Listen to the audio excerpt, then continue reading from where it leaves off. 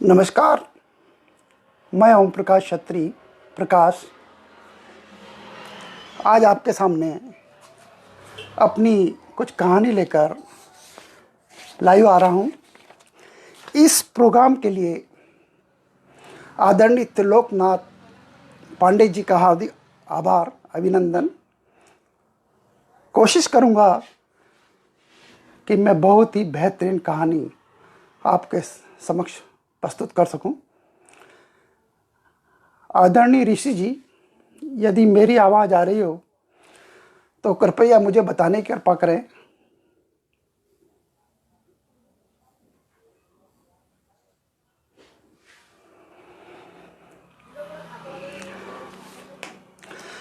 पुराने समय में बच्चों को कहानी सुनाना, किस्सा गोई करना एक हुनर होता था। मुझे पता है, हमारे दादा दादी जब कहानी सुनाते थे तो बच्चों को उसकी मनोभाव, यानी कि वो किस प्रवृत्ति का है, उसके आधार पर कहानी सुनाते थे। मुझे याद आता है कि यदि कोई डरपोक बच्चा अगर कहानी सुन रहा है तो कहानी को इस तरह सुनाया करते थे कि वह बच्चा को लगता कि वास्तव में मैं बहादुर हूँ। और अगर बहादुर बच्चे को कहानी सुनाते तो इस तरह सुनाते थे कि बच्चे के जो मनोभाव है, प्रवृत्ति है, दादा दादी के सामने आ जाए। तो पुराने समय में जो कहानी सुनाई जाती थी उसमें बच्चे की क्षमता और उसके स्वभाव को ध्यान में रख के सुनाते थे।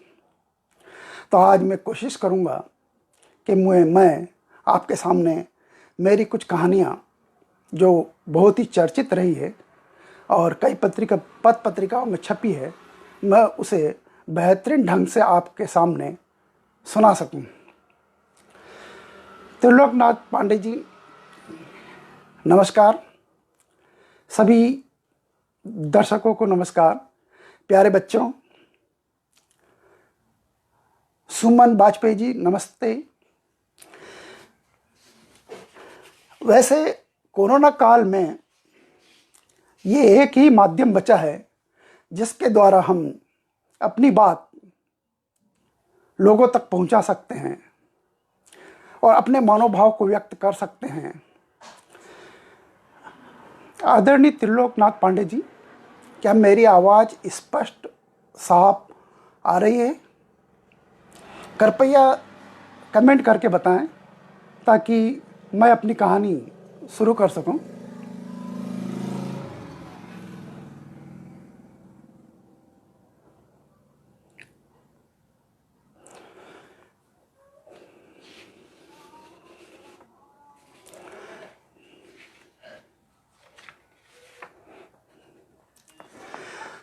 तो आपके सामने मेरी एक कहानी जो कई पत्रिकाओं में छपी है और बहुत चर्चित हुई है, वो आपके सामने रखने जा रहा हूँ।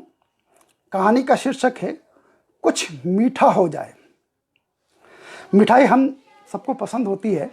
इसी को ध्यान में रखकर मैंने एक कहानी बहुत पहले लिखी थी जो कई पत्रिकाओं में छपी है, आपके सामने प्रस्तुत कर रहा हूँ। कुछ मीठा हो जाए। तो सुनिएगा। गोलू गधे को आज फिर मीठा खाने की इच्छा हुई। उसने गबरू गधे को ढूंढा। गोलू और गबरू दो गधे मेरे कहानी के पात्र हैं। तो उसमें गोलू गधे को आज फिर मीठा खाने की इच्छा हुई। उसने मीठा खाने के लिए गबरू गधे को ढूंढा। वह अपने घर पर नहीं था। कुछ दिन पहले उसी ने गोलू को मीठी चीज़ लाकर दी थी और गोलू वही मीठी चीज़ खाना चाहता था। वह उसे बहुत अच्छी लगी थी, मगर वह चीज़ क्या थी, उसका नाम क्या था, उसे मालूम नहीं था। वो भूल गया था। आज ज़्यादा मिर्ची वाला खाना खाने से उसका मुंह जल रहा था। ज़्यादा मिर्ची वाला खाना खा लिया था उसने, तो उसका मुंह जल रहा था और उसे वही चीज़ खाने को चाहिए थी। प्रभा जी, नमस्ते। इसलिए गोलू को अपने मुंह की जलन मिटाना थी। इसलिए वह पास के खेत पर गया। यहीं से गबरू गधा वह खाने की चीज लाया था। मतलब उस खेत से वो गबरू गधे ने खाने की चीज लाकर गोलू गधे को दी थी। उसने वहां जाकर इधर उधर देखा, खेत पर कोई नहीं था। तभी उसे मंकी बंदर ने आवाज दी। वहीं मंकी बंदर बैठा था। उसने आवाज दी, अरे गोलू भाई, किसको ढूंढ रहे हो? इस पेड़ के ऊपर देखो। ज्यादा मिर्ची वाला खाना खाने से मेरा मुंह जल रहा है, मुझे कुछ मीठा खाना है, गोलू ने कहा। तो मंकी बंदर ने कुछ फेंकते हुए उसे कहा, लो पकड़ो, इसे चूस कर खाओ, यह मीठा है। मगर इसका नाम क्या है? गोलू ने पूछा। तो मंकी बोला, इसे आम कहते हैं। मगर इसका नाम क्या है? गोलू ने पूछा तो उसने कहा, इसे आम कहते हैं। जी अच्छा, कहकर गोलू ने आम चूसा। मगर वो खट्टा मीठा था। आप जानते हैं आम खट्टा मीठा होता है। उसे आम अच्छा नहीं लगा। मुझे तो मीठी चीज खाना थी, यह कहते हुए गोलू गधा आगे बढ़ गया। कुछ दूर जाने पर उसे हीरो हिरण मिला। वो कुछ दूर गया, उसे फिर हीरो हिरण मिला। मुझे मीठे खाने को मिलेगा, मेरा मुंह जल रहा है। गोलू ने उसका अभिवादन किया और कहा कि मुझे कुछ मीठा खाने को मिलेगा। तो हीरो ने उसे एक हरी चीज पकड़ा दी, इसे खाओ, ये मीठा लगेगा। गोलू ने वह चीज खाई। यह तो तुरतुरा और मीठा है, मगर मुझे तो केवल मीठा खाना है, यह कहते हुए गोलू गधा आगे बढ़ गया। उसके दिमाग में गबरू द्वारा लाई गई मीठी चीज खाने की इच्छा थी। वो वही चीज खाना चाहता था जो गबरू ने उसे खिलाई थी, मगर उस चीज का नाम उसे याद नहीं रहा था। वो आगे बढ़ा, उसे चीकू खरगोश मिला। वह लाल लाल चीज छील छील कर उसके दाने निकाल निकाल कर खा रहा था। गोलू ने उससे अपनी मीठे खाने की इच्छा जाहिर की। उसने चीकू खरगोश से कहा, मुझे मीठा खाना है। चीकू ने वह लाल लाल चीज उसे पकड़ा दी, इसे खाओ, यह फल मीठा है, इसे अनार कहते हैं। गोलू ने अनार खाया। वह उस जैसा मीठा नहीं था। कहते हुए वह आगे बढ़ गया कि यह वैसा मीठा नहीं है जैसा मीठा मैं खाना चाहता हूँ। वह आगे गया। रास्ते में उसे बोबो बकरी मिली। उसने बोबो को अपनी इच्छा जताई, आज मेरा मुंह जल रहा है, मुझे मीठे खाने की इच्छा हो रही है। बोबो ने एक पेड़ से पीली पीली दो लंबी चीजें तोड़ी और उसे दे दी। इस फल को खाओ, यह मीठा है। गोलू ने फल खाया। अरे वाह, इसका स्वाद बहुत बढ़िया है, मगर उस चीज जैसा नहीं है, मुझे वही मीठी चीज खाना है। कहते हुए गोलू फिर आगे बढ़ गया। आगे चला। अप्पू हाथी अपने खेत की रखवाली कर रहा था। आगे अप्पू हाथी अपने खेत की रखवाली कर रहा था। उसके पास जाकर गोलू ने अपने खाने की इच्छा जाहिर की। अप्पू भाई, आज मुझे कुछ मीठा खाने की इच्छा हो रही है।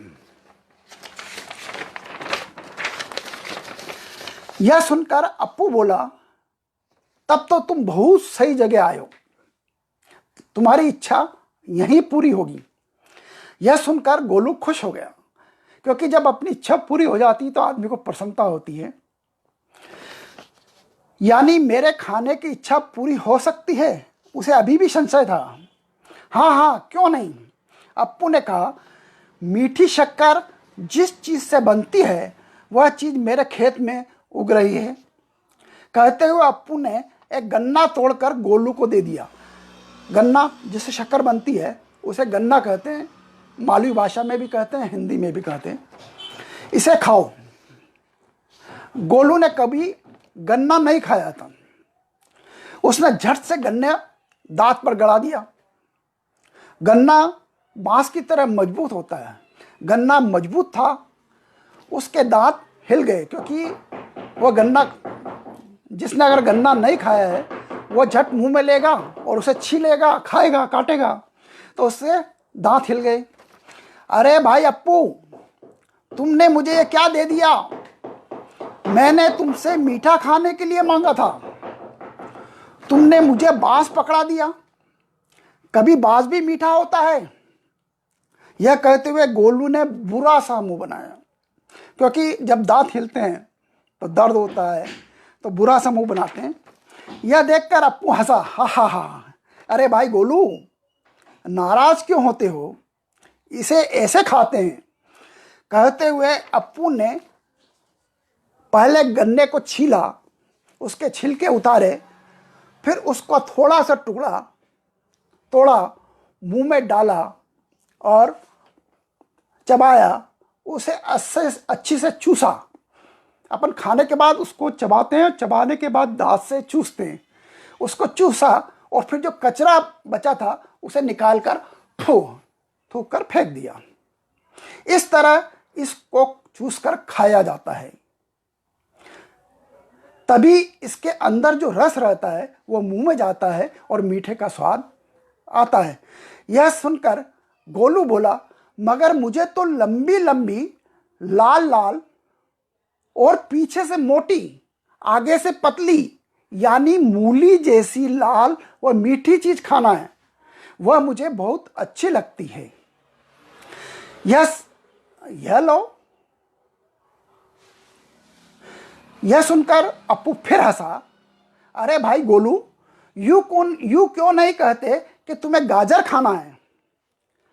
यह कहते हुए अप्पू अपने खेत में गया, 2-4 पौधे उखाड़े, जमीन से निकाले, उसे पानी से धोए और गोलू को पकड़ा दिए। यह लो, यह मीठी गाजर खाओ। बस फिर क्या था, गोलू खुश हो गया। उसने उस मीठी चीज को जो चाहता था वो खाने को मिल गई। उसने जी भरकर गाजर खाई और उसका नाम याद किया और वापस लौट गया। बस वह रास्ते भर एक ही चीज रटता रहा, गाजर गाजर गाजर गाजर। यह रटता हुआ जा रहा था ताकि वह गाजर का नाम याद रख सके और इस तरह जब भी उसे मीठा खाने की इच्छा हो वह इसका नाम लेकर पुकार सके। यह मेरी कहानी थी, कुछ मीठा हो जाए। गोलू गधा उस मीठे चीज़ को खाना का नाम भूल गया था। और बच्चे, कभी कभी हमारे साथ भी ऐसा होता है कि जब हम किसी चीज़ को या किसी से बात करते हैं और कोई चीज़ हमारे दिमाग में अटक जाती है तो हमें याद नहीं आती। तो बच्चे भी कभी, मेरे 36 साल के पढ़ाने के अनुभव के आधार पर मैं कह सकता हूँ कि स्कूल में जब हम किसी से पूछते कि तुमने वो याद किया था वो क्या था, तो बच्चा पूरी निष्पक्षता से, निडरता से कह देता है कि नहीं, मैं वो चीज़ भूल गया। तो इस तरह गोलू गधा भी, उसने क्या मीठी चीज़ खाई थी वह भूल गया था। और मैंने कोशिश की कि इस कहानी को पूरी स्पष्टता और रोचकता से सुना सकूं। और मुझे कमेंट में दिख रहा है कि आदरणीय मंजरी शुक्ला जी, सुषमा जी, रजनीश जी, और इनकी बातों से लग रहा है कि मेरी कहानी सुनाना सफल रहा है और पूरी स्पष्टता से मैं अपनी कहानी सुना सका हूँ।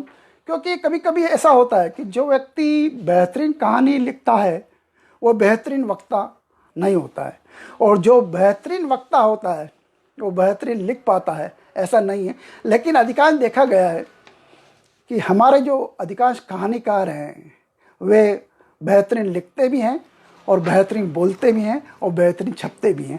उन सभी को मेरी शुभकामनाएं कि वह इसी तरह छपते रहें, ताकि भविष्य में हम जब भी उन्हें याद करें तो ये कह सकें कि हमारे समकालीन कहानीकार थे जिन्होंने हमारे साथ कहानी लिखी थी और हमारे साथ खूब छपे थे।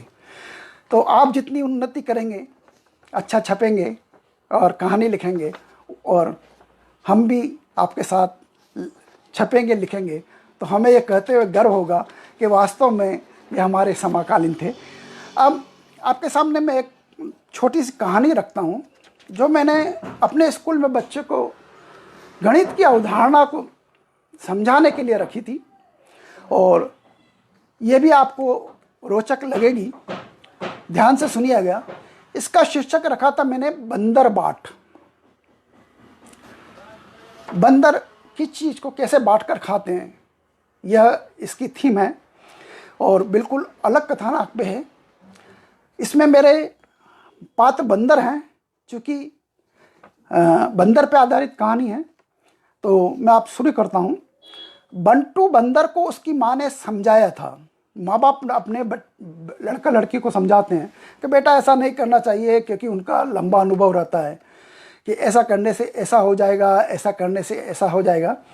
तो बंटू बंदर को उसकी माँ ने समझाया था, जो भी चीज़ मिले उसको मिल बांट कर खाना चाहिए, इससे हमें खुशी मिलती है।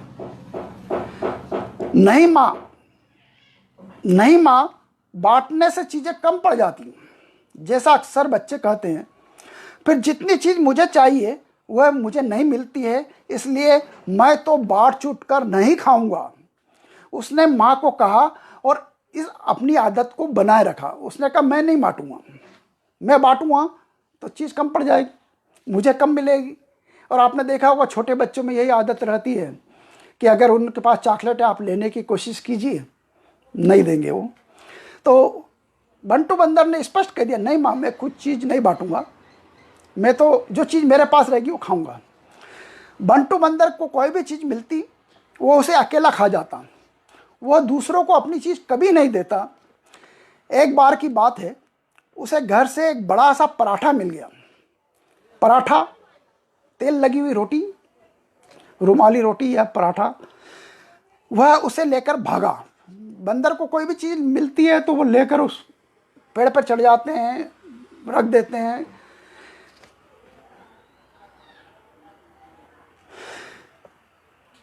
सामने उसे मंकी बंदर मिला। वह हमेशा अपनी चीज़ से बंटू को चीज़ दे देता था। यानी मंकी बंदर की एक आदत थी कि वो बांट बांट कर खाता था।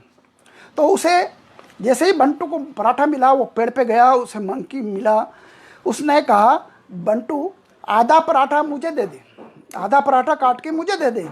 मगर बंटू ने गर्दन हिलाकर मना कर दिया, नहीं, मैं नहीं दूंगा। मंकी बंदर का मन ललचा गया, क्योंकि उसको भी खाना खाना था, उसे भी पराठा खाना था। उसने लपक कर बंटू से आधा पराठा लपक लिया। बंदर की आदत होती है, झट लपक लेते हैं। तो उसने जो बंटू बंदर को एक पराठा मिला था, आधा पराठा मिला था, उसमें उसने काटा, आधा पराठा ले लिया।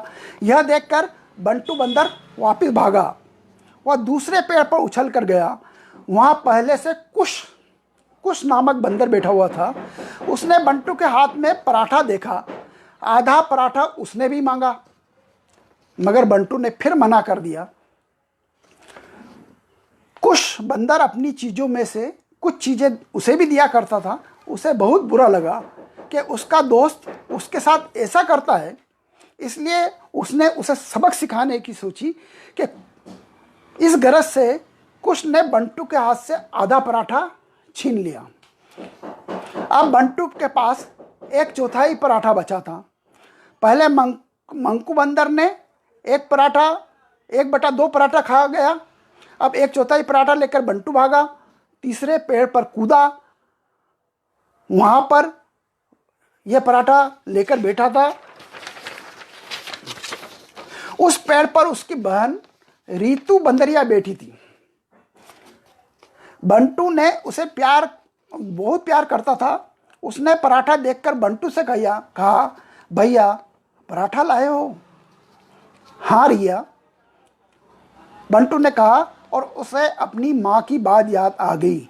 कोई भी चीज़ बांटने से आनंद मिलता है। माँ ने उसे कहा था कोई भी चीज़ बांटने से आनंद मिलता है, कभी एक बार चीज़ बांट कर देखना। यह याद आते ही बंटू ने रिया से पूछा, तुम पराठा खाना चाहती हो? रिया ने बंटू के हाथ में पराठा देख लिया था, वह 1/4 बचा था। रिया ने कहा, भैया आपके पास तो 1/4 पराठा बचा है, यदि आप मुझे दे दोगे तो आपके पास क्या बचेगा? आप क्या खाओगे? हम इसके दो भाग खा लेते हैं, दो भाग कर लेते हैं। कहते हुए बंटू ने एक चौथाई पराठे के दो टुकड़े कर लिए। जो उसके पास एक चौथाई पराठा था उसके फिर दो टुकड़े कर लिए। एक रिया को टुकड़ा दिया, एक टुकड़ा स्वयं लेकर खा गया। यह देखकर उसकी माँ बहुत प्रसन्न हुई। मंकी बंदर दूर बैठा हुआ था। वह कूदकर बंटू के पास आ गया और बंटू से बोला, ले बंटू, मेरा आधा पराठा भी तुम खा लो, आपस में बैठकर खा लो। नहीं दोस्त, तुमने मुझे बहुत सी चीज़ें खिलाई है, यह तुम ही खा लो। यह कहते हुए बंटू ने महसूस किया कि बांटकर खाने से खुशी मिलती है। आज बंटू को पहली बार पता चला था कि बांटकर, दूसरों को देकर हम चीज़ खाते हैं तो हमें बहुत खुशी मिलती है। यह देखकर मंकी बंदर ने अपने पराठे का फिर से चौथाई टुकड़े किए, 4 टुकड़े किए और बांटकर खा लिया। अब यहाँ मैंने बच्चों से सवाल किया था, अब आप बता सकते हो एक बंदर को कितने कितने भाग पराठे मिले होंगे? यदि नहीं तो अपने माता पिता से पूछना, और नहीं पता चले तो शिक्षक से पूछना, और नहीं तो दूसरे दिन मैं बता दूंगा। तो इस तरह एक रोचक कहानी द्वारा बच्चों में गणित की अवधारणा को स्पष्ट करने के लिए मैंने एक कहानी सुनाई थी, और उस समय बच्चों को बहुत बढ़िया कहानी लगी थी।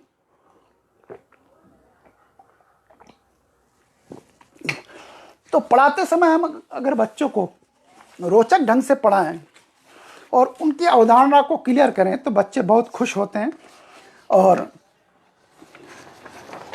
उनकी जो अवधारणा रहती है वो भी बढ़िया हो जाती है और शिक्षण बहुत रोचक बनता है।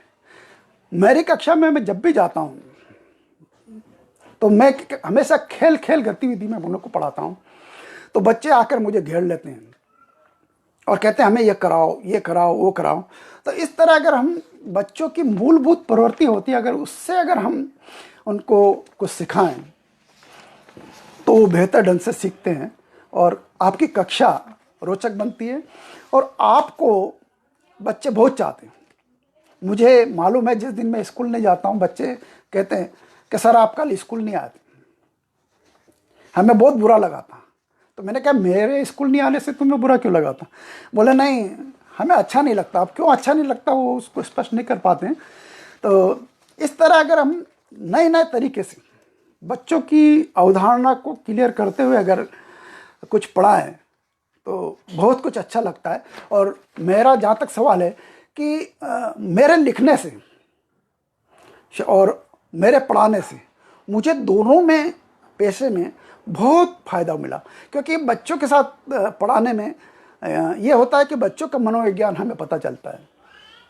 बच्चा क्या चाहता है, उसको किस तरह की कहानी कथाना ये पसंद होता है और वह किस तरह सोचता है। ये अगर मनोविज्ञान हमें पता चल जाए तो हम कहानी लिखने में उसका उपयोग कर सकते हैं। और कहानी अगर आपने बेहतर ढंग से लिखना शुरू कर दी कि बच्चा क्या सुनना चाहता है तो फिर वह चीज़ आप बच्चों में प्रयोग करें तो आपको पढ़ाने का ढंग रोचक हो जाता है। मेरा तो यही निजी है। अपने ट्रेनिंग देने के दौरान भी मैं अपने शिक्षक साथियों को एक बात कहता था कि हमारे शिक्षक साथी बहुत मेहनत करते हैं, बहुत। मैंने जब भी ट्रेनिंग दी एक बात ज़रूर कही, मैंने हमारे शिक्षक साथी इतनी मेहनत करते हैं, इतनी मेहनत करते हैं कि वो ट्रेंड हो जाते हैं, बच्चे ट्रेंड नहीं होते। तो हमारे शिक्षक साथी कहते हैं कैसे? तो मैंने उन्हें एक उदाहरण दिया करता हूँ हमेशा, यहाँ पे भी दे रहा हूँ विशेष से अलग हटके पर, चूँकि हम बच्चों के प्रोग्राम में हैं और बच्चों को बहुत फ़ायदा मिलता है। हर माता पिता के बच्चे होते हैं और इससे उनको भी अपने बच्चों को क्या देना है, किस तरह देना है, यह फ़ायदा होता है। इसलिए मैं अपनी बात रख रहा हूँ। तो जैसे क्या होता क्या है कि हमारे शिक्षक लोग बच्चों को तैरना सिखाना है तो नदी पर ले जाते हैं और तैरना बच्चों को सीखना है, लेकिन हमारे शिक्षक बहुत मेहनत करते हैं, वो खुद पानी में उतर जाते हैं और बच्चों से कहते हैं कि बेटा ऐसे हाथ हिलाओ, ऐसे हाथ हिलाओ, ऐसी टांग हिलाओ, ऐसे टांग हिलाओ और इस तरह आगे आगे करो कि तुम आगे बढ़ जाओगे। शिक्षक तैरता रहता है, बच्चे बाहर खड़े रहते हैं। मतलब पूरे 2-3 घंटे तक जितना सिखाना होता है शिक्षक मेहनत करा करता है और बच्चे बाहर खड़े खड़े आराम से हाथ धर के देखते रहते हैं कि हाँ शिक्षक बहुत बढ़िया पढ़ा रहे हैं। तो ये है एक तरह की शिक्षक केंद्रित पठन पाठन। तो अगर शिक्षक केंद्रित अगर पठन पाठन करते हैं हम, तो बच्चों को कुछ नहीं मिलता है। बच्चों को अगर देना है तो जिसको सीखना है उससे मेहनत करवाई जाए, उसे सिखाया जाए, गतिविधि मूलक सिखाया जाए, तो वो अच्छी तरह सीखता है। और यही वजह है कि मेरे कक्षा में बच्चे कुछ न कुछ करते रहते हैं और मैं आराम से बैठा रहता हूँ। जब भी कोई जन शिक्षक या हमारे अधिकारी आते हैं, वो देखते हैं कि यार ये व्यक्ति बैठा रहता है। और हमारे एक साथी हैं, वो खूब मेहनत करते हैं, बोर्ड पे लगे रहते हैं, कभी कुछ लिखते हैं, कभी कुछ लिखते हैं, कभी कुछ लिखते हैं, और मैं बच्चों से लिखवाता रहता हूँ। बच्चों को सीखना है, बोर्ड पे भी उन्हीं को बुलाता हूँ, ये अलग विषय है, हम फिर कभी इस पर चर्चा करेंगे। अब एक और कहानी, आखिरी कहानी है मेरी, मैं आपको ज़्यादा समय नहीं लूँगा। और ये कहानी है कुएं को बुखार। ये भी विज्ञान संबंधी है और इसमें मैंने बच्चों को विज्ञान संबंधी कुछ बातें बताने की कोशिश की है। ये भी मेरी चर्चित कहानी थी, वो आपके सामने रख रहा हूँ। कहानी का मतलब है आप कुछ भी कह लें, उसमें कथानक हो और बच्चा कुछ सीख जाए। मेरा तो इतना ही मंतव्य है कि आपकी कुछ कहने से, किस्सा गोई से अगर बच्चे को कुछ फ़ायदा होता है तो वो आपका किस्सा है, कहानी है ना। तो आपके सामने प्रस्तुत है कुएं को बुखार। राहुल खेत की मेड़ पर दौड़ते हुए आया। मामा जी, मामा जी, वह हाँफते हुए बोला। अरे क्या हुआ, पहले ठीक से सांस तो ले लो, फिर बोलना। मामा जी ने राहुल का मेड़ पर बिठाते हुए कहा, धीरे से कहा, ऐसा क्या देख लिया जो तू दौड़ा चला आ रहा है। राहुल ने एक लंबी सांस ली और फिर बोला, मामा जी, कुएं को बुखार है। उसने आंखें चौड़ी करके कहा, क्या? मामा जी बोले, कुएं को बुखार है। वे चकित रह गए कि कुएं को बुखार? हाँ मामा जी। राहुल ने अपनी जेब से थर्मामीटर निकालकर कहा, मेरे पास ये ताप मापी है, इसी से कुएं के बुखार को नाप कर आ रहा हूँ। अरे भाई, ये क्या पहेली है? पहले ठीक से विस्तार से बताओ, बात क्या हुई है। मामा जी को लगा कि राहुल कुछ बात कहना चाहता है, उसकी बात सुन लेनी चाहिए। मुझे पूरी बात बताओ, उन्होंने कहा। कल मुझे बुखार था, राहुल ने मामा जी से बोला। हाँ तो आपने डॉक्टर को बुलाया था? हाँ, उन्होंने इस थर्मामीटर से मेरा बुखार नापा था।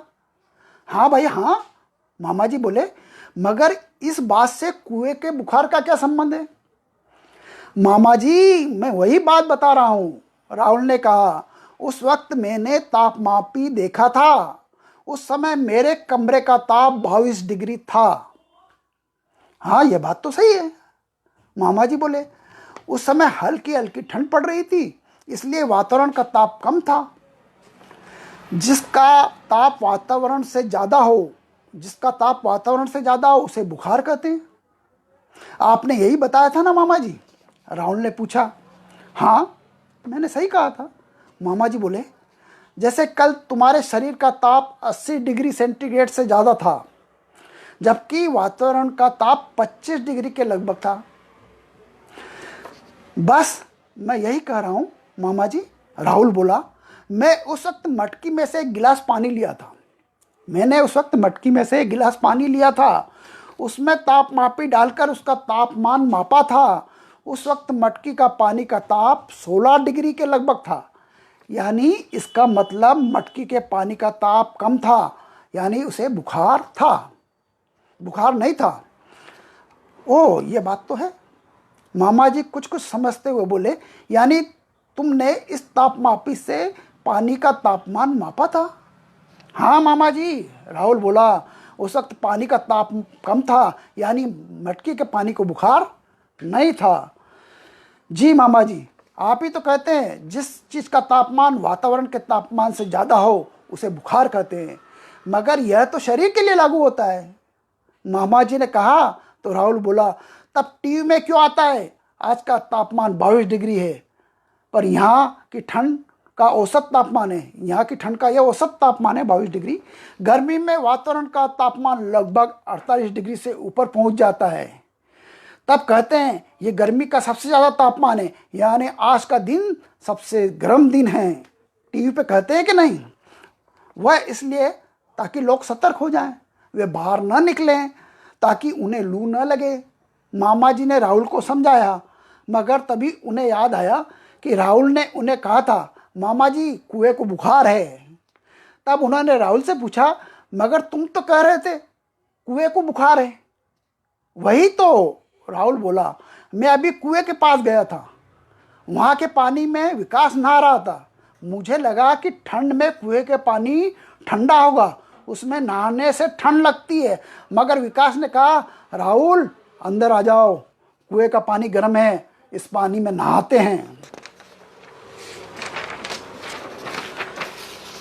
मैंने कहा यह ठंडा होगा। तब वो बोला, नहीं नहीं, यह बहुत गर्म है। राहुल ने कहा। तब मैंने उससे तापमापी में लगा कर देखा। तब मैंने उस पानी में तापमापी लगा कर देखा। उस वक्त कुएं के पानी का तापमान 27 डिग्री था, यानी वातावरण के तापमान से ज़्यादा तापमान था, यानी कुएं को बुखार था। यह सुनकर मामा जी हंसे। तुम ठीक कहते हो, कुएं को ठंड से सदा बुखार ही रहता है। तुम ठीक कहते हो, कुएं को ठंड में सदा बुखार ही रहता है। ऐसा क्यों मामा जी? राहुल को कुछ समझ में नहीं आया। उसने मामा जी से पूछ लिया। तब मामा जी बोले, कुएं का तापमान सदा एक समान यानी 27 डिग्री रहता है, क्योंकि अभी वातावरण का तापमान 18 डिग्री है। इससे हमारे हाथ और शरीर का तापमान लगभग इतना ही है। जब हम पानी में हाथ डालते हैं तब वो हमें गर्म लगता है, क्योंकि 18 डिग्री तापमान में शरीर का तापमान 18 डिग्री रहता है, और आप 27 डिग्री पानी में हाथ डालोगे तो आपको पानी गर्म लगेगा। ओहो, इसका मतलब कुएं को बुखार नहीं है। यह कहते हुए राहुल की ओर यह कहते हुए दौड़ पड़ा, मामा जी तब तो मैं कुएं में नहा सकता हूँ। कहते हुए राहुल कुएं में दौड़ा और उसने घंटा लगा दिया। इधर मामा जी खेत से खरपतवार साफ करना थी, वह अपने काम में लग गए। ये मेरी कुएं के बुखार कहानी थी। इसी तरह की एक और कहानी थी, कुएं को बुखार। वो चंपक में छपी थी, और चूँकि चंपक वाले कॉपीराइट ले लेते हैं, तो इसलिए वो कहानी मैंने यहाँ नहीं सुनाई है। वह भी मेरी लिखी हुई कहानी थी। उसका कथानक थोड़ा अलग था, उसमें विस्तार से अलग बताया गया था, और ये कहानी उसी तर्ज पे लिखी थी और संक्षिप्त थी। इस तरह मैंने आपको 3 कहानी सुनाई है। आशा है त्रिलोकनाथ जी पांडे जी की जो मंशा रही होगी, उसके अनुरूप मैं अपनी बात ठीक ढंग से कह पाया और अपनी पूरी कहानी स्पष्ट ढंग से आपको सुनाई होगी, आपको पसंद आई होगी। यदि आपको पसंद आए तो मुझे कमेंट में अवश्य बताएं, और इस बारे में अगर कुछ गलती या बोलने में कोई कमी या कुछ रही हो तो मुझे बताएं, ताकि आगामी बार जब भी मैं आऊं अपनी कहानी बेहतर ढंग से सुना सकूं। ये मेरी कुएं की कहानी, कुएं को बुखार दूसरी कहानी है, और जो छपी थी वो दूसरी थी। क्योंकि तथ्य एक ही है, और उसे इस तरह रखना बच्चों को, ताकि बच्चों को वातावरण और अपने आसपास का ज्ञान भी हो जाए, कहानी भी सुना दें, उसका पठन भी हो जाए, पाठन भी हो जाए और रोचक लगे। और यही हमारे बुजुर्ग करते थे। मुझे याद है कि मोहल्ले में जब बड़े बुजुर्ग बैठते थे तो उनके आसपास लोग घेर के बैठ जाते थे, दादी नानी को या जो भी बुजुर्ग होते थे उनको, और वो रोज़ एक कहानी सुनाते थे। आप सोच सकते हो कि उनका कहानी का कोश कितना होगा। रोज़ एक कहानी सुनाना, अलग अलग सुनाना, और उसके बावजूद वो उनको देखते थे कि उनको सुनने वाले कौन है। अगर उनको लगता था कि सुनने वाला बच्चा डरपोक है तो वो उसे उस कहानी को इस तरह मोड़ देते थे कि उन्हें लगता था कि बच्चे उसका डर भाग जाए। जैसे भूत की कहानी सुनाते थे तो कुछ इस तरह कह देते थे कि बड़े बड़े नाखून वाला भूत आता था। तो राहुल चूँकि डरता था तो उसने भूत से इस तरह कहा कि राहुल, भूत आदमी का कुछ नहीं करते हैं। जहाँ आदमी होता है भूत डरते हैं, तो राहुल को लगा कि भूत आदमी को डराता नहीं है। तो राहुल कहता है नहीं नहीं नहीं, आदमी को नहीं डराता है, आदमी से डरता है। तो जो भूत से डरने वाला बच्चा होता है वो भी कहानी को इस तरह सुनना चाहता है कि आखिर भूत होता क्या है, क्योंकि हम अनजान चीज़ से डरते हैं। तो हमारे दादा दादी नाना नानी इस तरह कहानी सुनाते थे कि अगर वो डरावनी कहानी भी सुना रहे हैं और सुनने वाला अगर डरपोक बच्चा है तो उसे इस तरह सुनाते थे कि वो डरपोक कहानी भी बच्चों ढंग से सुन ले और उसका डर ख़त्म हो जाए। और जब उन्हें लगता है कि ये बच्चा ज़्यादा बहादुर बन रहा है तो फिर उसी कहानी को इस डरावने अंदाज में पेश करते थे कि बच्चा को मज़ा आ जाता और वो भी उसकी आंख देखते रहते थे कि बच्चे के चेहरे पे क्या हाव भाव आ रहा है। अगर उसको दादी नानी को लगा कि ये डर रहा है तो अपने कहानी के कहने का थीम या उनकी बोलने की जो मतलब कहानी के उतार चढ़ाव और बोलने का जो तरीका होता था उसको पूरा बदल देते थे। कहानी वही रहती लेकिन पात्र अनुरूप उस कहानी को चेंज कर देते। तो यही हमारे ऑनलाइन कार्यक्रम में बहुत से लोग बहुत बेहतर ढंग से कहानी सुनाते हैं और उनकी आवाज़ भी इस तरह बढ़िया रहती है कि एक तो कहानी बढ़िया, दूसरी आवाज़ बढ़िया और तीसरा आपका प्रस्तुतिकरण बढ़िया। तो कहानी वास्तव में सुनने में मज़ा आ जाता था। तो और मुझे भी लगा कि वास्तव में अगर हम इस तरह समय के साथ कदम मिलाकर नहीं चलेंगे, नई तकनीकी के साथ नहीं चलेंगे, मिलकर आगे नहीं बढ़ेंगे। मेरे कई मित्र रचनाकार हैं, वो कहते हैं कि हम ऑनलाइन चीज़ को समझ नहीं पाते हैं और पिछड़ रहे हैं। मैं भी शुरू ऐसे ही सोचता था और मेरा उन सब साथियों से निवेदन है कि ठहरा हुआ पानी तालाब का सड़ जाता, गंदा हो जाता है और बहता हुआ पानी अपनी अशुद्धियाँ दूर कर लेता है। तो समय कोई भी हो, सभी साथियों से निवेदन है कि समय के साथ चलें और नई तकनीकों को सीखें और उसी के अनुरूप अपनी बात रखें। तो इससे क्या होगा, क्योंकि हम समय के साथ कदम मिलाकर चलेंगे तो हमारी भी सार्थकता रहेगी, आने वाली पीढ़ी की भी सार्थकता रहेगी। और हम जो चीज़ जिसके मतलब कहानी रच रहे हैं तो पात्रों के लिए रच रहे हैं, बच्चों के लिए रच रहे हैं, तो हमारी चीज़ बच्चों तक पहुँचे, सबसे बड़ी मुख्य बात यही है। और यही वजह है कि मैं अपनी कहानी को छपने के लिए ज़्यादा देता हूँ ताकि वो बच्चों तक पहुँचे। और कई बार हमारे यहाँ मध्य प्रदेश में तो मुख्य रूप से हर बाल सभा, शनिवार को बाल सभा होती है और वहाँ पे कहानी सुनाते हैं। और मैंने तो एक रूटीन कर रखा है कि जब भी हमारे यहाँ प्रार्थना होती है, एक बच्चे को खड़ा करता हूँ, उससे कहता हूँ कोई भी कहानी सुनाओ। तो बच्चे या तो माता पिता से पूछ के आते हैं या अपने दादा दादी से, या फिर उनसे कह दिया कि अपनी पाठ्य पुस्तक की किताब से कहानी लाइए, और नहीं तो किसी से पूछ कर सुनाइए। तो वो कहानी सुनाते हैं।